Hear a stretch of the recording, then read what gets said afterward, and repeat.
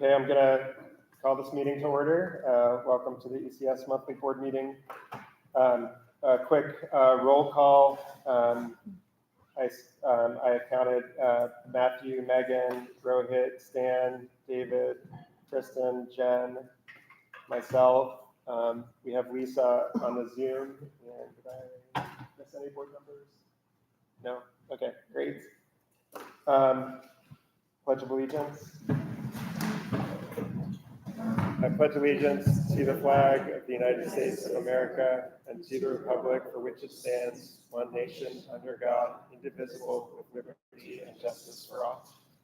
The mission of ECS is to educate each student to high academic standards using innovative curricula that will foster knowledge, love of, and respect for the environment and preserve it for future generations who grow citizens. Our vision: every ECS graduate will be an actively engaged citizen driving thoughtful change in the world around them. We have a few guests to recognize. So we have, if you guys don't mind, just like if you could give us like your 2-sentence who you are, I'll come back to you. Well, Jill, I think we should start with you. So Jill Serrata. 2 sentences. Jill Serrata, director at Falk Laboratory School. And associate professor, assistant professor at the University of Pittsburgh. Great, perfect. Okay, Megan Leach. Yeah, hi, I'm Megan Leach. I'm here, happy to sit in for the first time, and my background is in engineering and consulting in environmental matters. Great. Nick Unkerman. Nick Unkerman. I work with JLL and the capital markets, so real estate, capital markets, selling and financing, commercial real estate. Okay, and Eleanor Magny. Eleanor Magny, I'm the Senior Director of Operations and Real Estate at Carnegie Mellon. Great, thank you for being here. All right, public comments. I think we did have somebody, no? No? Okay, no public comment tonight. All right, we'll move to the consent agenda. Does anyone have any questions about the items in there or anything they want to pull out?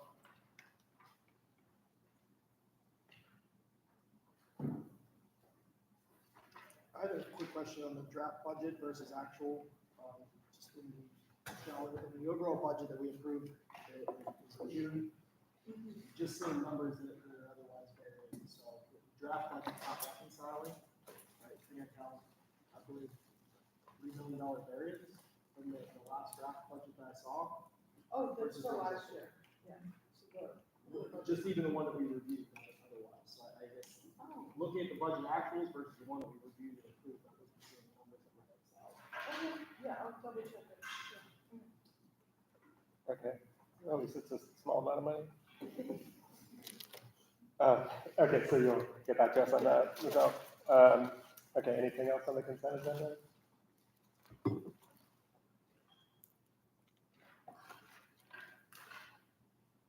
Okay, why don't we, if you're going to do that now, maybe we'll just delay the vote on the consent agenda while you look that up. And we can move into board education. So I think this is probably Mandy, our superintendent. Yeah, hi everyone, thank you. So I wanted to kind of give you some information. So it says safety infrastructure, but during the executive session, we can talk about some of the infrastructure that we have and we don't have, and some of those risk and vulnerability moments. But I do want to offer some data for you all and for the community that might be listening. So you see here, there's going to be a lot of data that I'll share with you about different safety infrastructure models, different parts of safety. And this is coming out of a voluminous amount of research and information that's out there. And I'll get to the point here at the end where I'll share all of the research pieces that I took it from, and I'll share out all of that to you also if you want to read it. Interestingly, a lot of the data comes from the same place that a lot of people pull from the same things. There's a BP and national surveys that go out on crime, statistics, and safety in schools. And so you'll see that as you go through.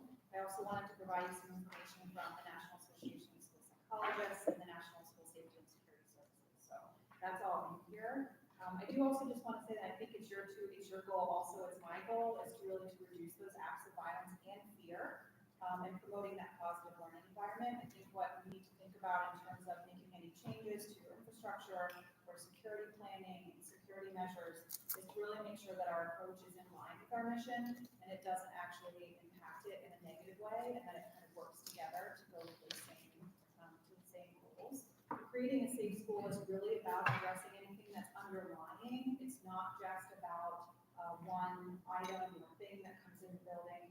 You know, we did have some issues at our high school today, so this is also in light of that. It's light of our information coming out of intermediate school, and then also the survey that will be closing on Monday. So you'll get all of that kind of together, and we wanted to give you that spaces too.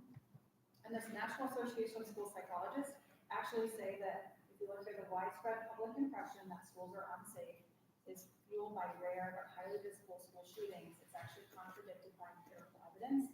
In fact, schools are not only safe, but they are arguably safer today than they were a decade ago.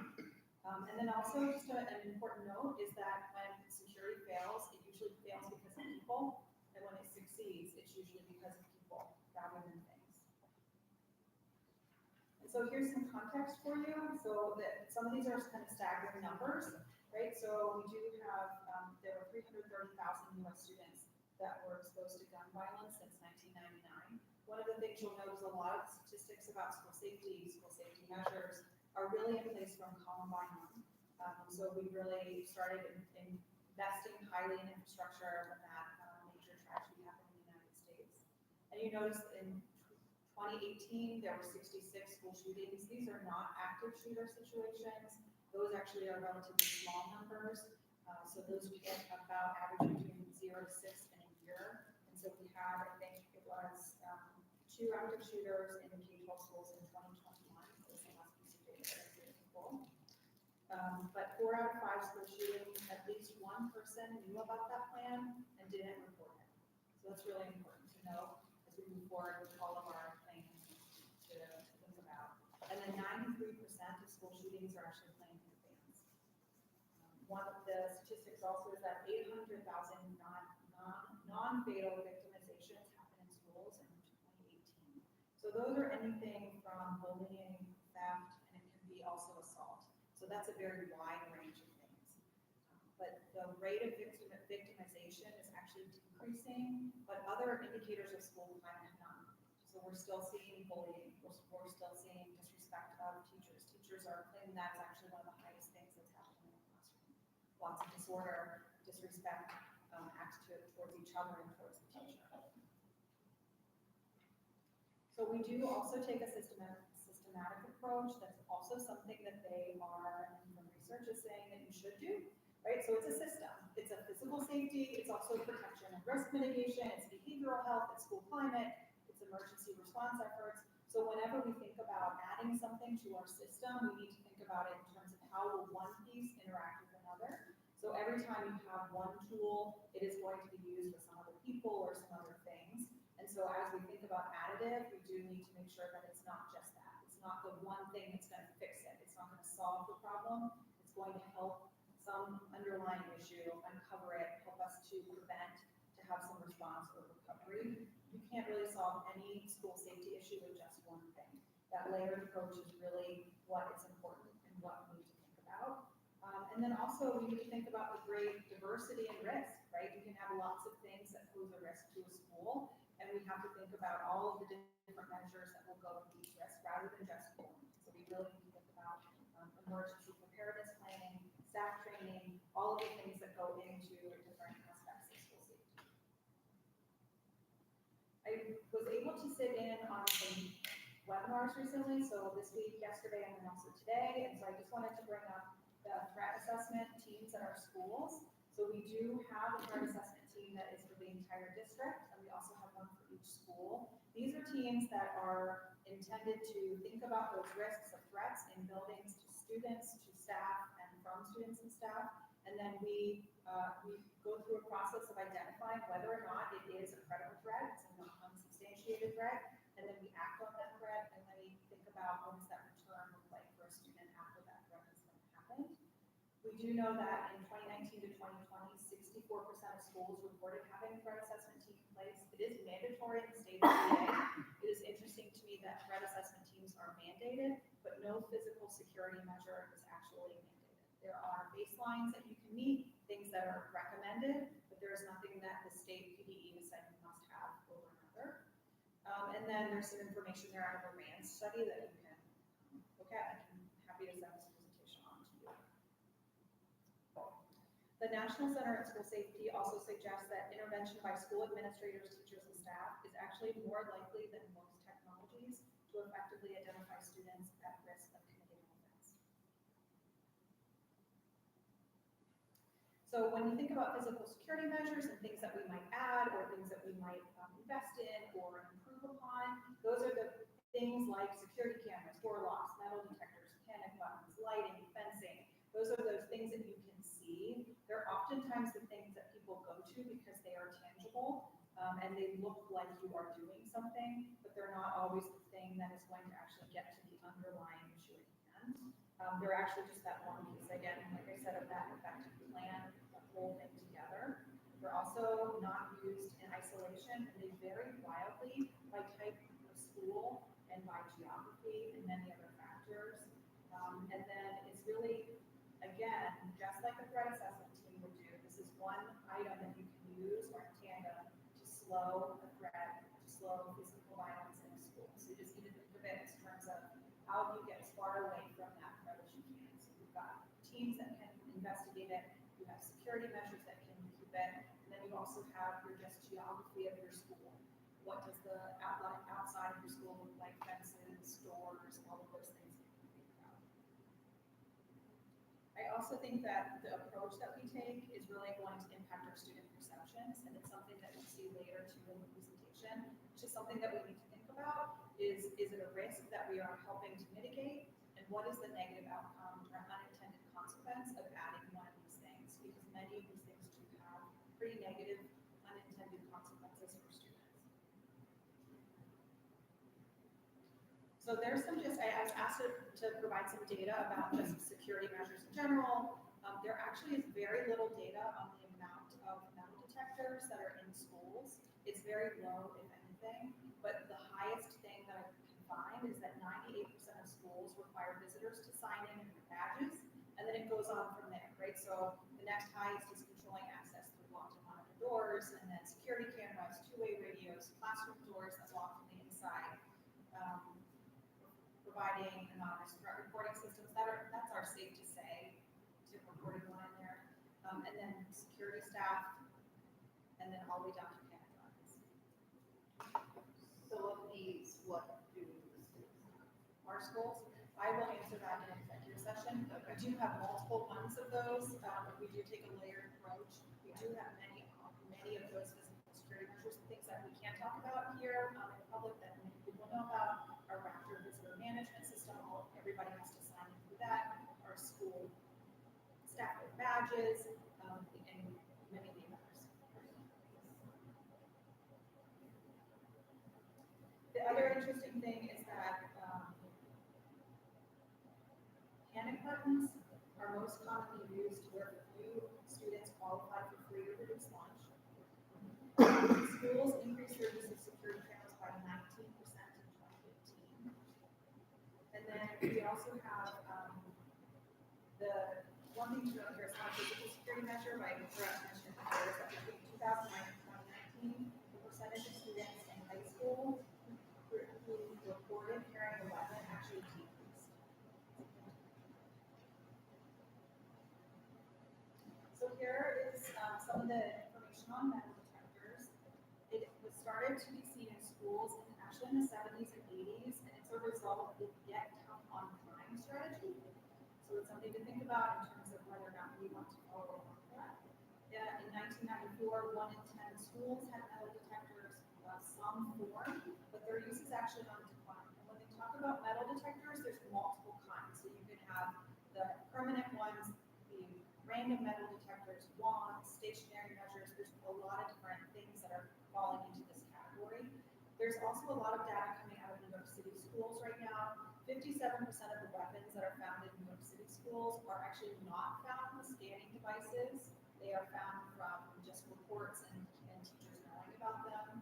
And then for every 23,034 students scanned in all 5 boroughs of New York, just one dangerous item was found. also have to think again about that physical security measure is only as good as the people that are running it. It's not a fail system. And then high schools with permanent metal detectors are 48% likely to have no suspensions. 70% of those that have metal detectors have graduation rates that are less than 60%. So they're also more commonly used in high poverty areas and urban areas. And then schools where over half the student body are students of color are associated with using metal detectors. So they're also not equally used.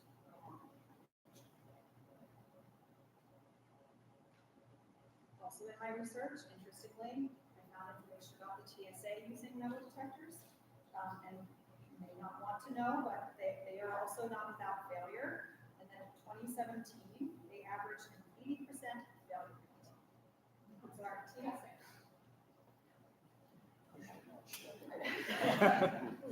So, some important things to note. There's a long-standing use of security in urban schools and its connectedness to the school-to-prison pipeline. We want to think about relationships between school and community, and those are usually predicators of how people implement security guards and metal detectors. And then we really need to think about the concentration of students of color as a predictor of whether or not schools decide to rely on more intense security measures. So that visible security measure might not reduce crime, it actually might increase it. It might not reduce fear, it might actually increase it. So we need to really be careful and thoughtful about what we decide to implement. The National Association of School Psychologists, again, cautions against overemphasizing extreme physical security measures. There's really no direct correlation that they can find between certain physical security measures like cameras, guards, or metal detectors, and the prevention of violence. And there's little to no research on the consequences of those measures in schools. So no one has done a longitudinal study, for instance, of what happens with students who are in schools with some of these more extreme measures and with students who aren't. There's a lot of data about the perceptions of different physical security measures with students. And this is kind of, it's interesting to see. So one of the things is students in cameras, the perception of cameras. If you have a security camera outside of the school, students actually perceive that to be fairly safe, low fear. But when the cameras are inside the building, it increases their level of fear. And we have safety guards, security guards, that also increases fear. And the same thing is with metal detectors. So the only positive that I can find is that 5% of teachers actually think that the school security measures have a negative effect on school climate. So students actually say themselves that they do have a negative impact on climate, but teachers say that they don't. Interesting balance that we want to think about. Will we also think about measures that we might want to add?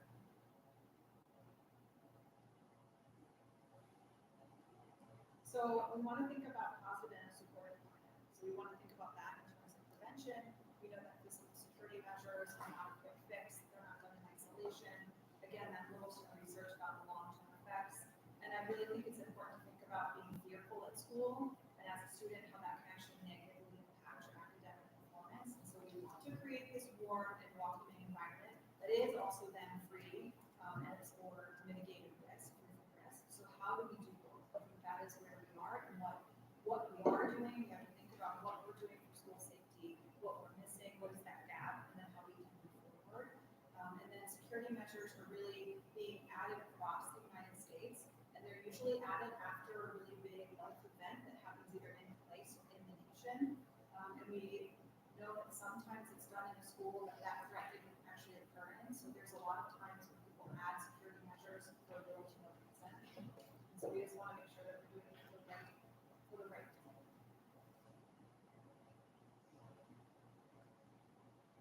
Physical security measures are actually found to not be as effective at stopping bullying and threats.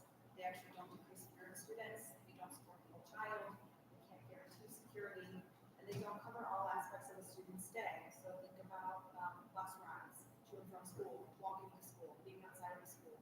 And then again, that they don't limit the fear of students. So we need to think about how can we do that? What does that look like? Is it a thing? Is it a person? Is it a way that we interact with students? Is it a threat assessment team? Is it training? Really, we just need to be really careful with what we're doing. So I've come up with some of these questions that my team at school can answer all, I'm happy to hear your answers too.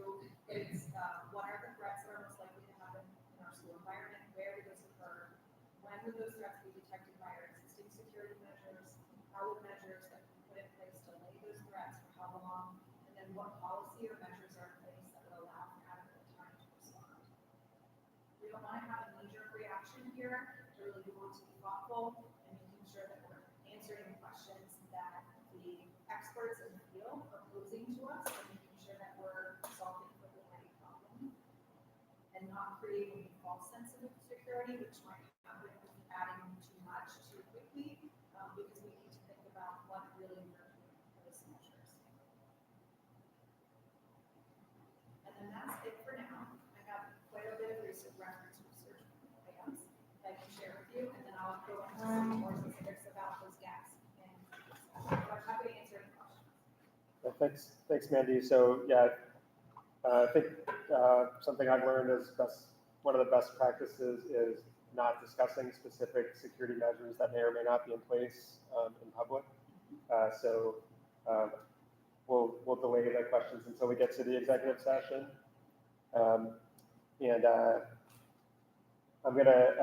Let's move on to our next item, which is the policies.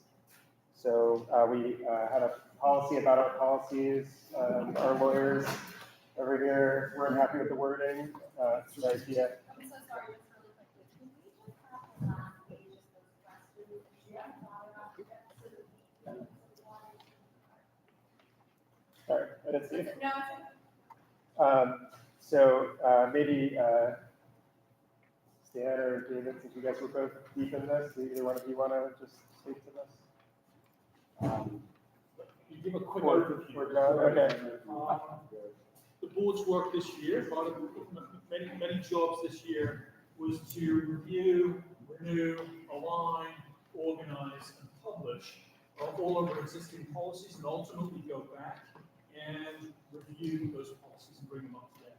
The first thing we need to do is to find a portal, which we've done in Diligent Communities, and of course, was Tanya somewhere here, will take us through the issues he's hiding. That's the next item. We'll go through that tool and take a look and see where we're moving towards.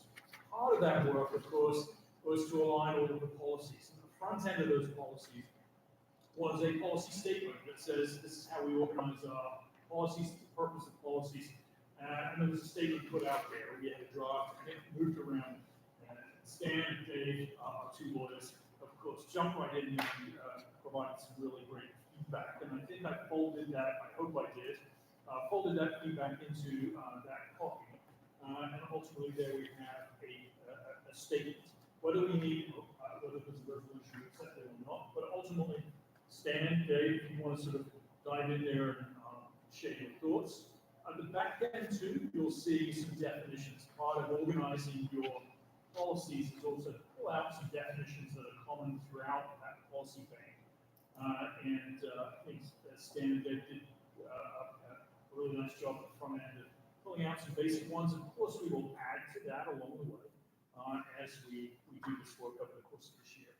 But it was a good start. So that's the piece of paper essentially. I'm happy just to give my 2 cents on it. And thank you, John, for putting this together initially. Yeah, I think Dave had a number of good suggestions and edits to this, and I had suggested a number of things as well, so I was looking at it. But this version, I think, looks similar to the last one that I looked at, and the main thrust of it is to again, consistent with this whole policy review, to have a coherent policy for how we adopt, amend, and post policies, and not to be repetitive. And some of the things that I had changed, to the extent that it mattered, or suggested that we change, were just things that I saw in doing this policy review. Part of my approach has been to do what I would do, in my other areas of practice, where I want to look at what other people are doing. Not that they're necessarily doing it right, but especially if they're doing it wrong, I want to do better than they did. But usually, if you look at, so I looked at 3 or 4, maybe 2 or 3, probably other policies that were similar to this and kind of picked and chose things that I thought would be helpful in here. You know, particularly about how you maintain the policies, how we, you know, and just trying to be consistent with language. I mean, you know, yeah, I think there were a lot of, and they had a lot of edits I did too, but I've never met a policy or like probably in an email where I didn't have like 100 suggestions of things to change. It's sort of comes with the territory. But I think it's important to, you know, one thing that John said, and that's why we have these definitions here. I think it's really important to have that consistent language and start to try to, you know, when we say ECS, we know what we mean. When we say charter, we know what we mean. When we say bylaws, we know what that is. And so on and so forth. You know, and understand how those things connect with each other, how the bylaws and the charter itself, those are things that are the bedrock principles that everything else is sort of built on. So I think understanding how to interact. So hopefully this does that. But Dave, I don't know if you have other thoughts. No, I think just what Stan and I tried to do is to make sure that it's clear that the board creates the policies and amends the policies and deletes the policies. It talks about how the policies are adopted, amended, or deleted. And then it sets out how they're to be stored, even down to the table of contents, more or less, for the policy. So it might seem kind of comical that two lawyers took something that were 8 sentences and turned it into 2 pages, but it's the bedrock of what we're going to be doing the rest of the time. So I think it was time well spent, and I think either one of us could answer any questions you might have. Or, you know, really what we try to do is address gaps. So if you see gaps as well, by all means, raise them. I have one question about this. First of all, this is amazing amount of work. For the superseding conflicting board policies, does that just effectively say that the most recent board policy is the one that's in effect if there is a conflict? So I think that was my change. The idea is that if you make a new board policy and there is an old board policy or rule, that the new policy will be read to overrule the old one, regardless of where it's placed or how it's written. So the newest wins. Just wins, right? And typically, you know, if you were aware of it, or you know, obviously, if you have an old whatever conduct policy, you would be explicit about that, and that's always the best. But I guess the idea of this is it's sort of a, you know, a safety valve in case you have some policy that you've forgotten about, or Our blue laws. something you would want to do if you had, you know, if you have a new will, you know, basically. But sometimes it's not clear. So I think that, yeah, that was a good catch by Dave. And I think another thing that, you know, again, that structure that you have these bylaws, you have this charter, those are your main governing documents that kind of control everything that you do, and then they empower the board. So the board is empowered to create this policy, which allows us to create other policies. And then, of course, John and the administration has power under these policies to create other rules, regulations, and things. And so, you know, how those interact with this is that, in theory, anything that the administration is doing should be consistent with this, should be directed by this, should fill in gaps in this that we haven't filled in, or where we've said the administration should come up with rules for day-to-day operations or whatever. But of course, this is clear that, you know, if there's a board policy that contradicts a rule that's been created by the school, then the board policy to control. So that's sort of how the structure is. When I was reviewing these, I think the only gap that I actually now think it doesn't actually belong to policy, it's more like procedural, is how often they're reviewed or revisited. And I don't think that's policy more so, just procedural. So is that been established, or that's sort of in the works, so that I'm not sure, just putting this on a shelf? And therein lies the first question that was asked of this board at the start of this process. one of you said, how often do you get into these? Is there a structured process for that? And the answer to that was no. These were legacy policies and continue to be, and are updated according to need. So as you go through the master series right now, you may see some policies from 3 series, others that are still 2008, others that need to be retired, which makes following consumer policies difficult, right? And so it is time to get there. So I think this is the, let's tidy the bedroom, ready for cleaning, right? And so this is essentially what we're doing. So we're ready to consume. In terms of setting a timeframe, I would think that'd be something that wouldn't belong in the policies because, you know, if COVID comes along again, I mean, not that ever happened, but you don't want to be in a position where you're falling out of compliance with your own policies because you're worrying about more pressing matters. It's more procedural. Yeah. than policy related, just wonderful that we do have that in the procedure, so whatever that lens to be. No, but I know like this list outlines a framework that gives a flexible approach, right? You know, it seems simple, but I know drafting around that's not easy. So you guys for this here.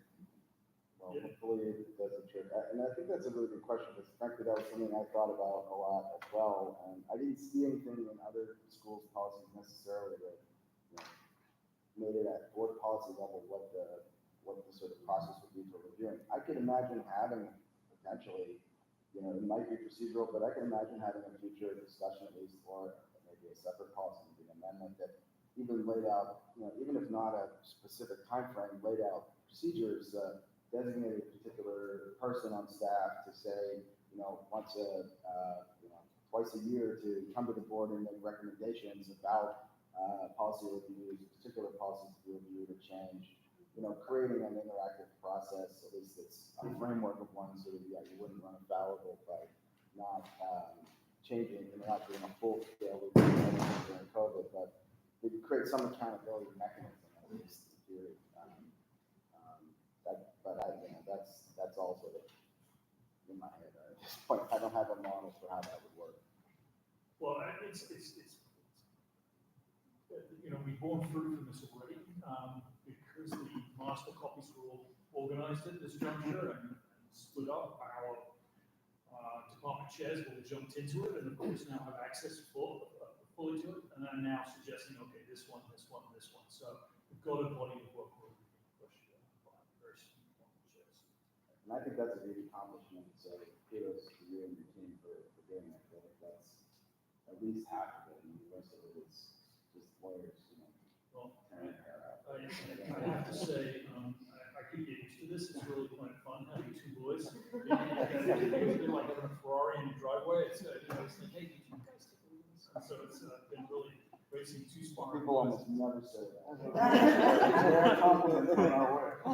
Okay, so we'll have an update on diligent community, but we do have a resolution that we can get to first. So resolution 2023-10-2102, be it resolved by the Board of Trustees of the school that the policy statement and definition list be approved.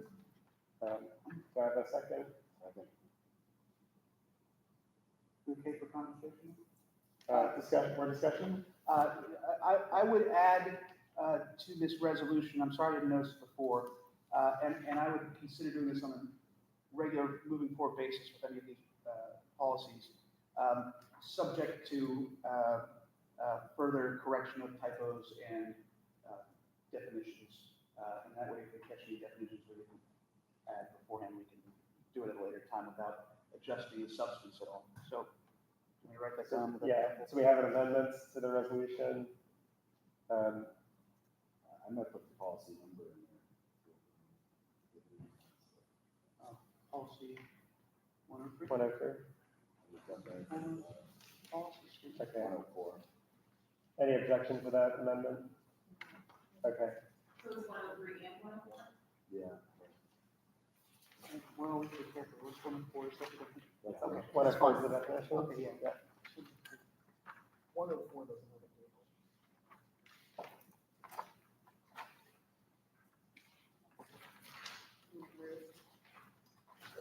Part of the policy statement, but otherwise make sure that all of them are board policies, you know, great engagement. So So 104. for that, for 104, can we just add a date that we approved it once we approve it? Make sure whatever the file copy is.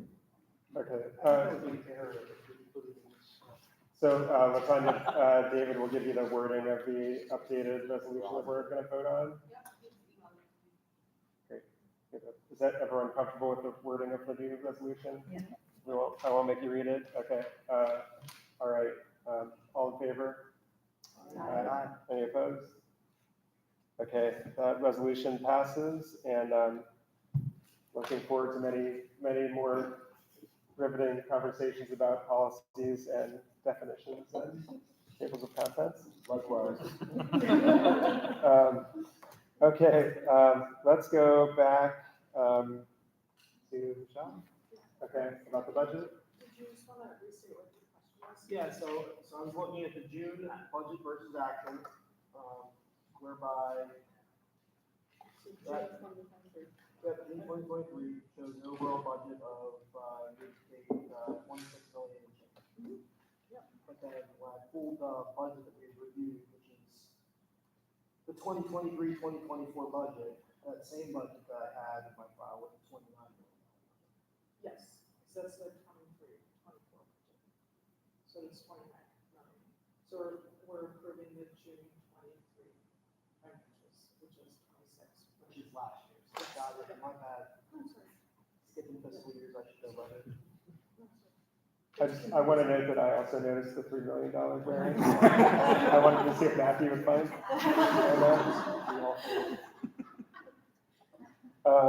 Okay, so we cleared that up. So let's go back to the consent agenda. Resolution 2023-10-2101. Be it resolved that by the Board of Trustees of the school that the consent agenda for October 18th, 2023 be approved. Second, okay, all in favor? Any opposed? Okay, that passes. Okay, diligent community update? That's me. Okay.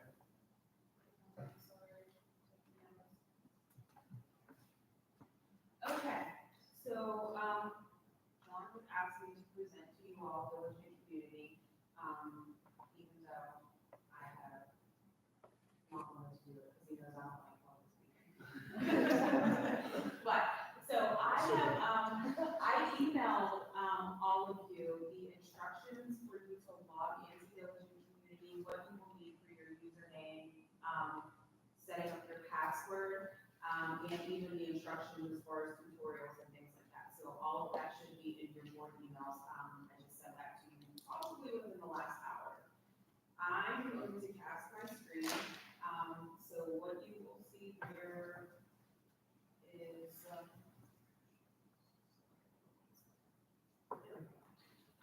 diligent community. So what diligent community is going to do is doing multiple things for us. One, it's a place for us to be able to house our board agendas, our board minutes.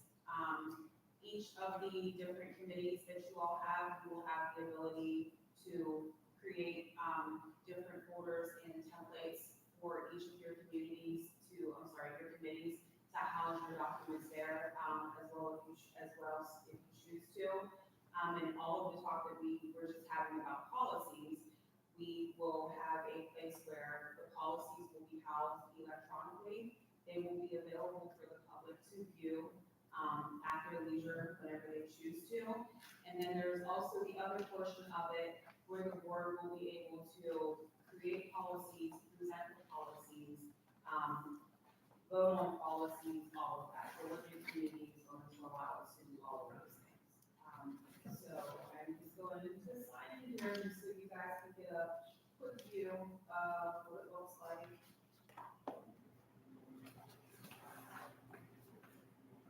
That's not what I'm going to do. Sorry.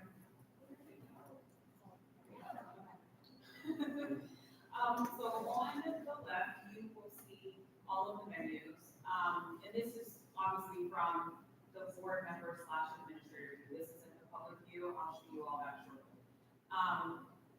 So I've been doing, for the last 2 months, I've been creating the agendas in here. And it works really well. The template is in here, so literally all I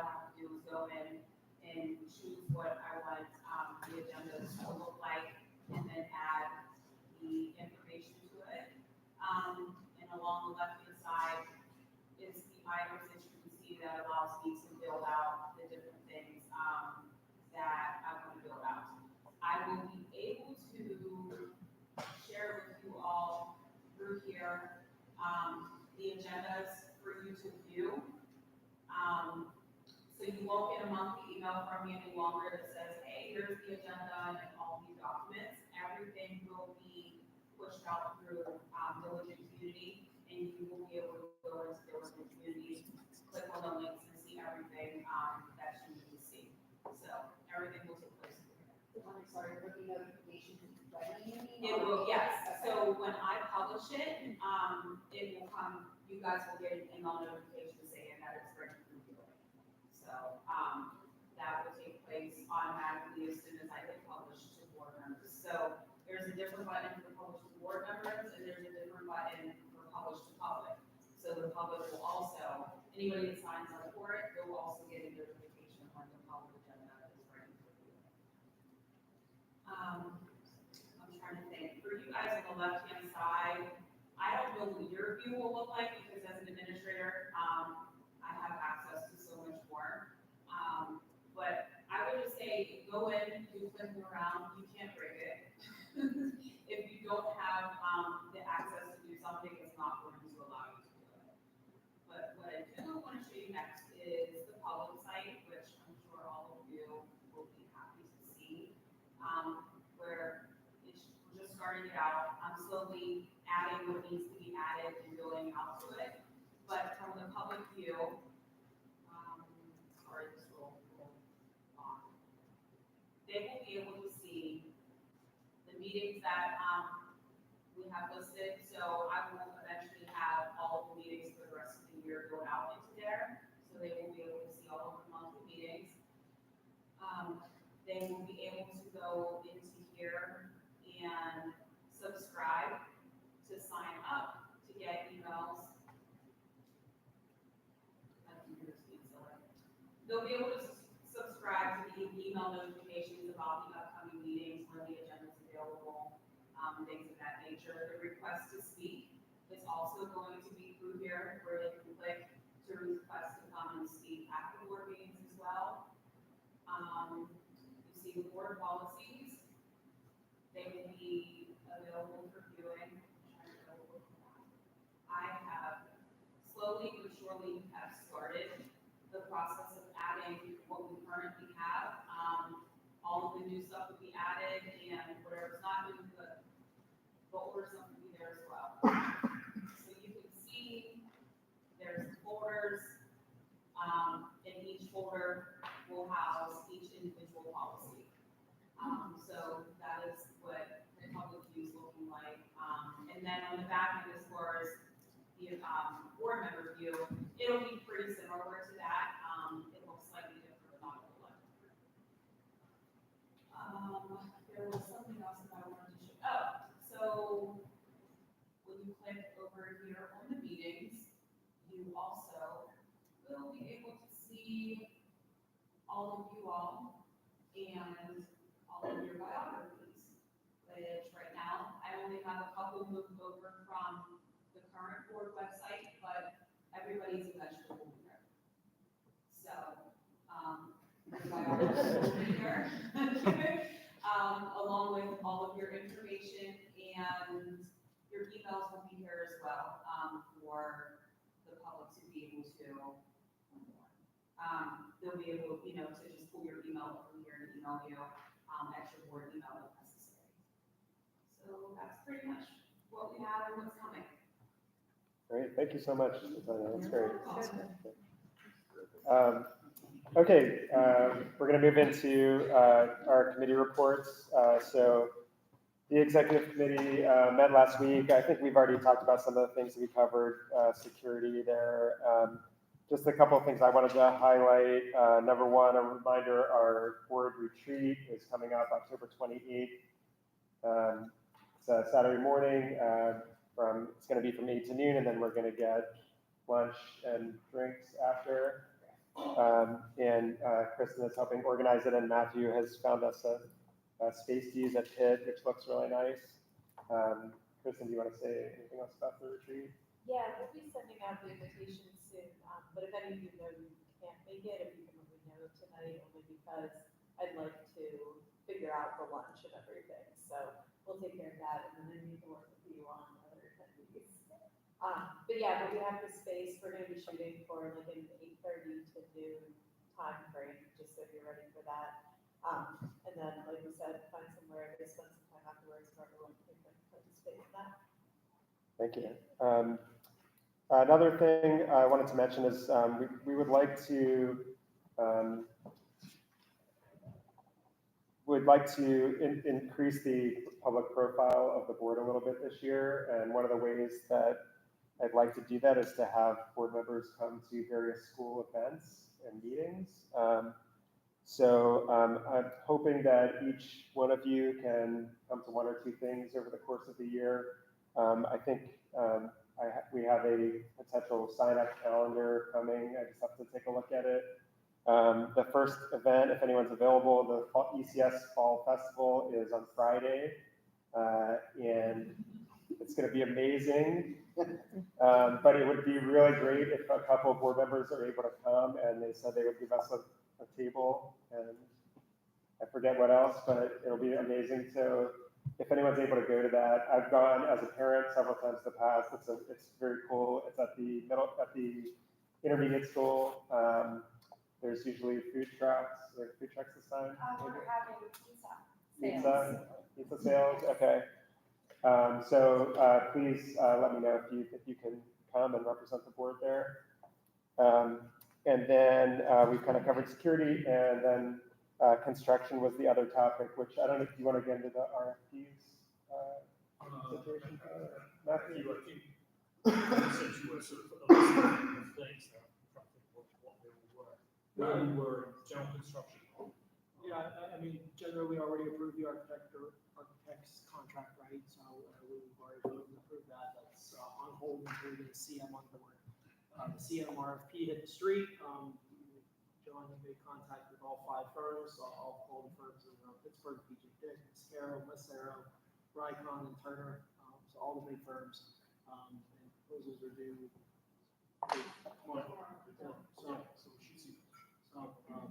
More to come there, but that'll be the next step is weeding through those and going through the interview process. So just to remind everyone, the lowest proposal isn't necessarily always the one that wins. The interview process will allow us to learn more about the project, just their approach overall to bidding, as well as really schedule. Schedule, as we all know, is a big question mark, just where the market is and what dates we are trying to march to will inform that. So. Great. Okay, governance, Stan, allowed to talk about policies here? I don't have any more policy things to talk about today. The only thing unfortunately for all of us, I'm sure there'll be more to come on that, but just in terms of the recruiting efforts, obviously we have 3 guests tonight who are all expressed some interest in the board, and I think that's great. We obviously have a lot of interest and pretty vibrant group. In terms of, obviously we, as we've talked about a few times, we want to maintain our balance in terms of parents and non-parents. We do have a lot of non-parents at this point, so if anybody is aware of parents who are interested, that's certainly something that would be check other boxes as well, of course, would be something that anyone to bring to my attention. If you have potential candidates or people to refer, certainly send me an email. In terms of, and I thank all of you who were able to join some of the phone calls that we had with some of our prospective candidates, and just keep in mind that's really important and helpful for those of you who have extra time to be available to join those calls. If I reach out, we want to make sure that prospective candidates get a chance to meet all of us, or at least some of us, beforehand, and kind of talk about what sort of our mutual goals are. And of course, we're always looking for candidates to help us, keep a representative group that sort of represents our community, the diversity of our community in a variety of ways. But but I think right now we have a good, we have some folks who are interested, and, let's just keep, looking for good people, so. Awesome. Thank you so much for everything you've been doing on that front, Stan. Sure. Okay, Education Committee, also known as the School Performance Committee. Kristen? Yeah, I don't have much of an update today. I did not push this as far forward as I should have over the last few weeks, but we have been talking at the start of this meeting. We'll be getting this started on a meeting in the next week or two, so we'll definitely have an update for the next board meeting. Okay. Finance and Facilities, Megan? Sure, a couple things. So undergoing the audit right now with Longer Dussel, that's the French type of maker and audit. So we are at the audit. And then the results of that are going to be presented to the board at a later meeting. Yeah, so there's that going on. And then additionally, we're going to be meeting with Crawford Ellen.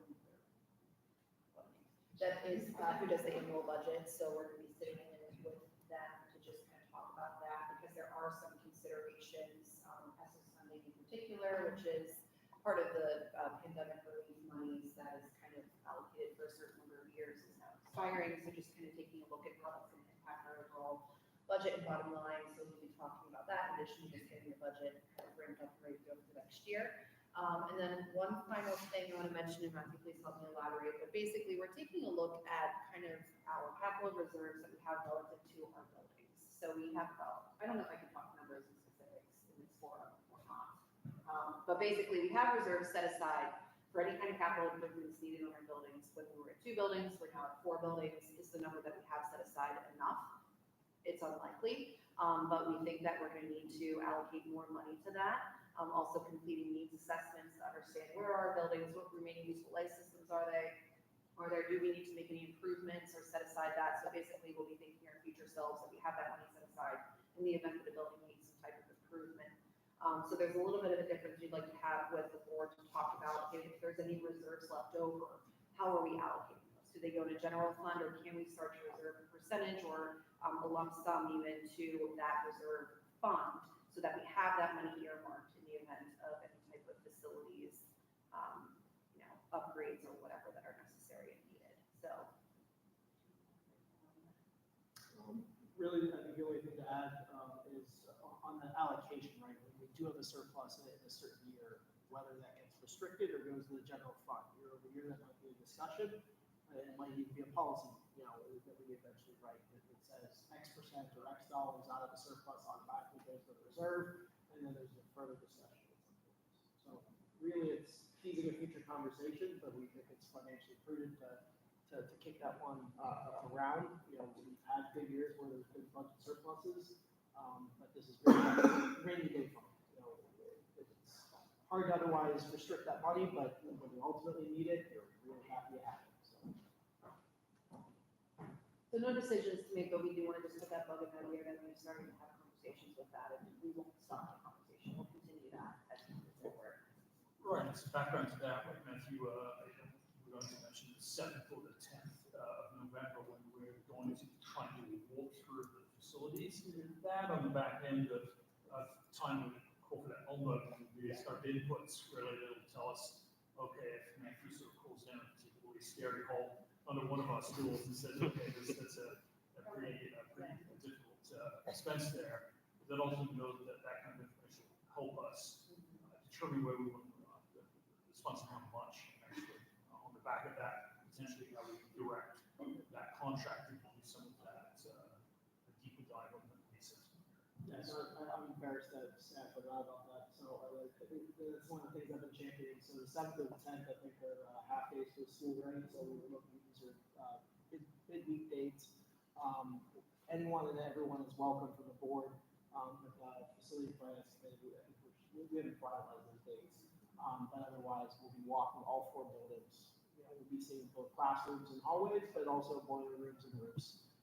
So dress appropriately, but it's really an opportunity for us to all see where our students, athletes, staff, otherwise get to live, work, and play every day, but also see behind the scenes, because from a facility finance perspective, it is something that's easy to know for.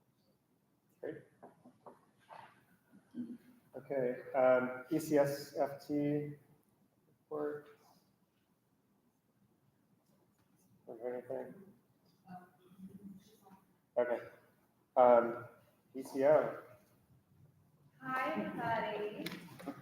So, I prepared a couple little scrolling notes to share with you all today.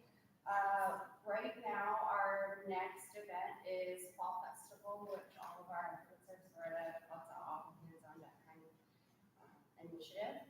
So that's happening at the intermediate school this Friday. Our volunteer coordinator, Molly Camp, has orchestrated some, let's see, we've got games, crafts, photo booths. We've got community booths from the Pittsburgh Park Rangers, carbon composting, and Three Rivers Outdoor Company, or co-op, what is it? I'm not sure, I'm probably butchering the name, I'm sorry. Three Rivers Outdoor Company, I think it's that shop right on Union Square. Uniform and bake sale, live music, there's going to be pizza sales, and this is what really excites me, because the last board meeting, I expressed that we as a PCO is really struggling to bridge a relationship with high school. And so since our last meeting, we were invited to the senior class student government meeting. They meet every Tuesday. And when we were there, we sort of learned about their different committees that they've got started in the high school. They've got a pep rally committee, dances committee, fundraising committee, calendar and events, and lots of ideas that they shared with us. And we were just elated to be invited. When we were there, we were just very impressed. They're eager to help us in our booths and our volunteering initiatives, selling our uniforms and making some money for the PCO. And sort of in that same vein, I said, hey, you guys need to make a little money. You guys have no money for your budget. They want a full yearbook. They want help with dances and these pep rallies, etc. And so I planted the seed to ask some community businesses for donations, starting with pizza. We've done it before. So I'm happy to report that our neighbors, Pizza Palermo, Minio's Aiello's, Napoli's, and Caliente and Bluefield, we have 19 pizzas coming for this event. And senior class government, it will be spearheading sales, and all those monies go to their budget in whatever they want to do with it, which is humongous. That said, do come to the Fall Festival. I hope the board members do choose that for one of your events because it will be fun. Additionally to that, we have our pumpkin parade in primary and intermediate, which everybody's very excited for. Planning our parties, getting our room parents raftered and all of their clearances. We're getting really serious about that. Lou here is our communications coordinator, so please do jump in at the end if you have anything to add. That's kind of what I wanted to mark on security measures as our rafter initiatives. We've got the pumpkin parade. Our first PCO meeting is November 1st, and we are continuing with our guest speakers. Last month we had Mr. Tudolo, and he was fantastic answering our questions and just really just dedicating his time to sitting with us and meeting with us. That said, this coming month, November 1st, is Bergman, and we have a psychiatrist, school psychiatrist. Is it Andrea? Or is it nowadays? It's Marissa. Yeah, she's the director. That's it. So we're having our director of student psychological services come and talk to us about, a whole lot, I suppose. And the park ranger too. That's great. He's probably gonna talk about some of those. Yeah. So, let's see. Oh, and another cool thing we're doing November 3rd. This is a fundraiser for us at PCO. It's called Planes and Plants. And we are teaming with Trace Brewing Company in Bloomfield, and $1 of every sale is going to PCO. And the greatest idea was, hey, get your little spider plant babies cut off, stick them in water, stick them in a plant, donate them to us. We had a lot of help with pineappling. And so you can come and buy a plant, and that goes to us too. And it's just right on par with our initiative and our eco heart and soul care. come to Trace Brewing. That's November 3rd, for $1 of your beer sales will come to us. What time is it? 5:30, 7:30, there you have it. And we're tight. At the PCO, like I said before, we have a balloon budget, so we're trying to do mountains with little, we're trying to get an ice skating event off the ground. It's $800 to do it at an armory. And you may have to pay Peter to pay Paul to do this, or it might not even come to fruition. So we're trying. Anything to add to? Oh, Blooming Bash is in planning mode. I don't have a lot of insight on that, because I'm not sitting on the committee. Nicole has been gracious enough to present to be on our committee, and give us some ideas and boost that a little bit. But that's just, as far as I know, it's happening. We're working on a venue and the details. Yeah, that's a really great question. So Blooming Bash was this major, our number one fundraising event for years and years and years. And I think it started with auctioning off student art. So it was an adult event with drinks and tickets and silent auctions and auctioning art, and it was a big money maker. But it sort of died on the vine through COVID when it just could not survive that. And to get it off the ground again has been a bit of a challenge. So I think there's years moving in a lot of directions, some the same, some different. But as far as I know, we're going to have blind auctions, and it will be an alcohol adult soiree, Blooming Bash. All right. I would just say the difference, one of the main differences too, that we're trying to build sponsorships out. So I'll be meeting with that team on Monday so that we actually keep more of the cash towards hopefully the foundation and the PCO. And we're also looking to make sure that we're branding it as not just a parent event. So this should be an event that has lots of fun for you to bring people that maybe just want to donate and have a good night out. So, and that, you know, have checkbooks that are right. That's lovely. That's the one kind of difference historically. Well, thank you. Was that? One last thing, for teacher appreciation, circling back to that, the students at senior high happily agreed to help Joss with, like, if she's dropping off coffees or teas or little trinkets or whatever, that they have some support there to pick up and deliver, and maybe set up a little, you know, pretty little tables or whatever. Lastly, I reached out to my contact at BW who sell flowers, who I love, all those people down there. In my efforts last year, I would go down and I'd like pick out, we have like $100 budget, and I'd go get $100 worth of flowers, and there'd be one bad flower, and okay, maybe like this and bad take this. So we got a lot of goodies for a little buck, and they're so excited to help us again. And we want to do, Chelsea Young from primary gave us the idea that their during some half days, teachers get together and they do little things. Maybe it's like everybody brings a dip, everybody makes a chili. One time, everybody brought their own vase. I think I talked about it in my year, remember last year, and flowers, and everybody got to kind of make their own arrangement, take it home for the weekend. It was just such a great idea. I want to circle back to that, maybe get some donations from the classroom through our room parent, and go down there, get a huge flower buffet for the teachers as part of their appreciation for one weekend, and then just get to like walk around and take something to the honey for their vase full and see. Okay. Thank you, Tia. You're welcome. I'll just take the chance to say thank you. I get to go in and out of these buildings all day. And every time I go in a building, you'll see some beautiful flowers outside and a little full display. That's our PCO, and it makes me happy every time I go in and out. And every time you guys present, and you're doing such great work. And I'm going to go to the Fall Festival. Hey, I'm so excited to see you. This is my little trinket that I ran to the pizza company. Please and thank you, future interns, employees, followers, customers. Now I'm always grateful, neighbors, and, and I believe that. I mean, we should hook up with these guys. We are growing citizens here, so why not? All right, great. This was not on the agenda, but Nicole, was there any foundation update that you wanted to give? Okay. We'll see you later though.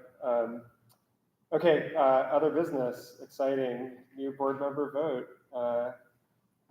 Resolution 2023-10-2103, be it resolved by the Board of Trustees of the school that the board membership of Jill Sereda be approved. Motion?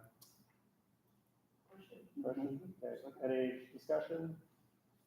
All right, all in favor? Aye. Any opposed? Okay, congratulations. Would you like to join us at this table?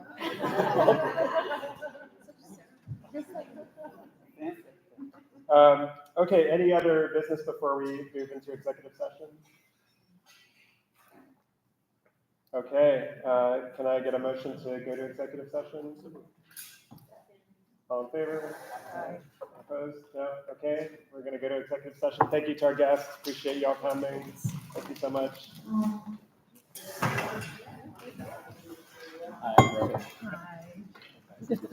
Congratulations. Yeah.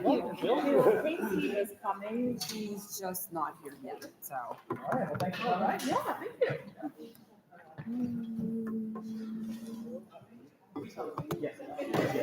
Casey's the notary.